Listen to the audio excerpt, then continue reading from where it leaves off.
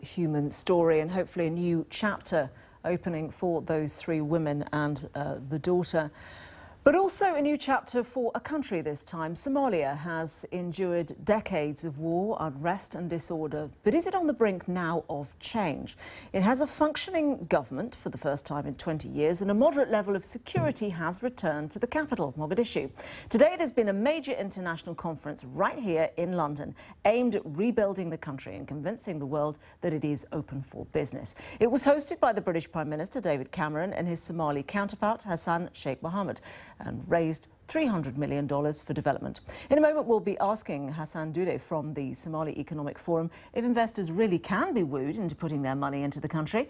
But first, Andrew Harding has this report from Somalia. We're heading into the Somali countryside. Until a few months ago, all this territory was held by Islamist militants linked to Al-Qaeda. But today, the market town of Afgoy is peaceful. The locals trying to get used to something anarchic Somalia has not had for 20 years, a proper central government. When Shabab left, the new police chief tells me, the Islamists are gone forever. We will not allow them back. To that end, a national army and police force, heavily funded by the West, are taking shape. There is hope in the air. There's no doubt the security situation here has improved dramatically in recent months. This could be the best chance Somalia has had for peace in a generation, but it is not a done deal. Somalia, after all, is a broken country. Young people, they don't have a job. They're jobless. They're doing nothing. They finish in high school. They don't have university. They don't have a job. They don't have nothing. They just stay in home and playing football. That's it. That's what's disturbing in my heart. I'm one of them, the young people. And you have no job? I have no job now. And so these men, the Islamist militants of Al-Shabaab, continue to recruit and to attack. At the weekend, it was this bomb blast in the capital, Mogadishu. Some 30 civilian casualties. Somalia's new leaders are in London today asking for more money from Britain and others. Corruption is a problem here, but the West can't risk abandoning Somalia again. Somalia has been off the track for the last 22 years.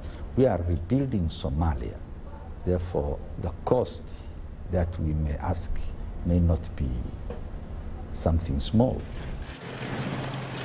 Outside, they're already clearing away the wreckage of the car bomb. This remains a dangerous country, but it has a new sense of purpose. Andrew Harding, BBC News, Somalia. So how do you attract investors to Somalia? Well, Hassan Dudde runs the Somali Economic Forum. He joins me now in the studio. Welcome to the programme. This is a country where a lot of other countries, international donors, will have a very strong interest in securing it, quite obviously. But not only that, it has very strong potential from a business perspective, doesn't it? It does indeed, it has. And Somalia, being in a strategic position in Africa and in the whole the East Africa region, of course Somalia has a lot to offer.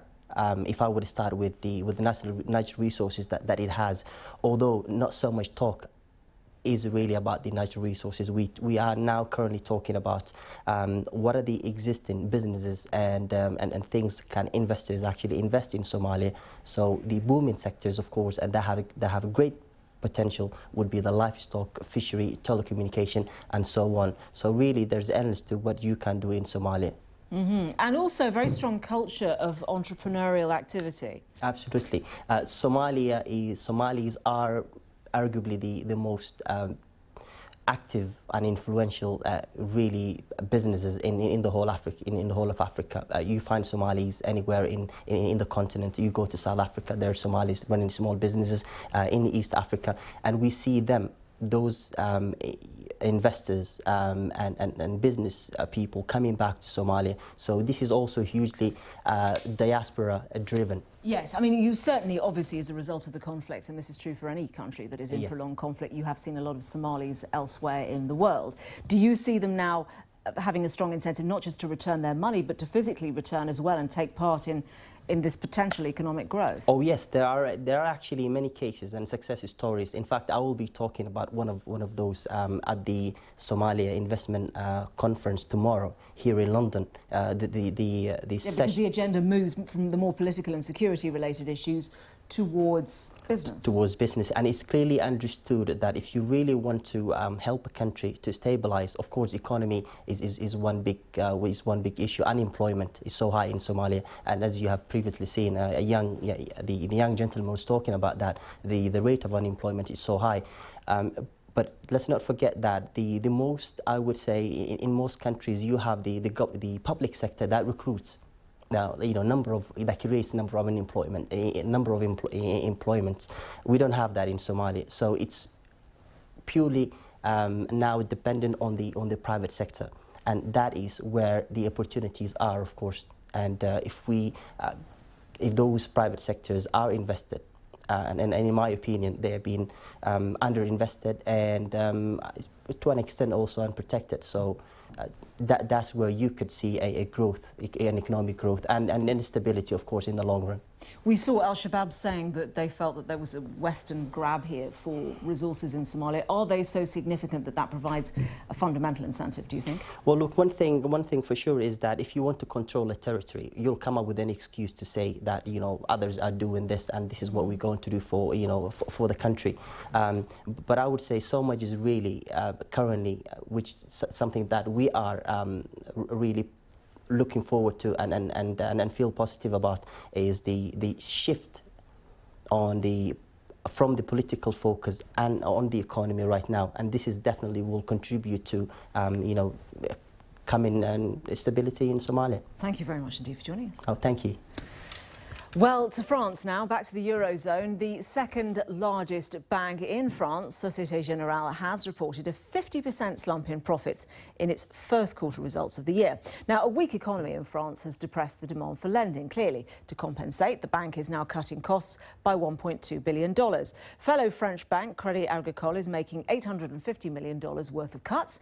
It effectively marks the end of 2 decades worth of expansion for the French banking sector. Jeremy Howe reports.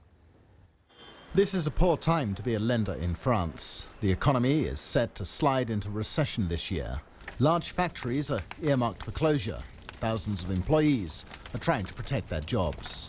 Many fewer people are prepared to take on more debt. People probably prefer to build buffers, to pile on savings, rather than take more loans.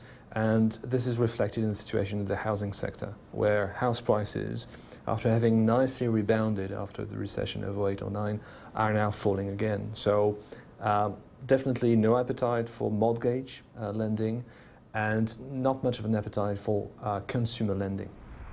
Soc Gen saw profits slide to $480 million from $960 million for the same quarter a year ago. He put tens of billions of dollars aside in provisions for bad debt. Crédit Agricole's earnings were up 50% on the same quarter last year, but this reflects the fact that back then it was writing off billions of dollars from the losses it made in the Greek financial crisis. French banks in general have seen their earnings under pressure, not only in retail banking, but also in investment banking. Investors have to wake up to the new normal in European banking nowadays, which is that, yes, banks won't be able to make the profits that they had in the past because they're not doing the sort of risky business, for example, investment banking that they used to, that now they're focused on retail banking, which is more stable but has more modest profitability. Soc Gen has placated its investors by announcing a $1.2 billion program of savings over the next 2 years, which will involve laying off some 600 staff. Crédit Agricole says it will cut costs by $850 million by the end of 2016. Branch closures will be one of the main measures taken. Analysts predict that across the board, French banks could shed 10,000 jobs in the effort to maintain their profit levels. Jeremy Howell.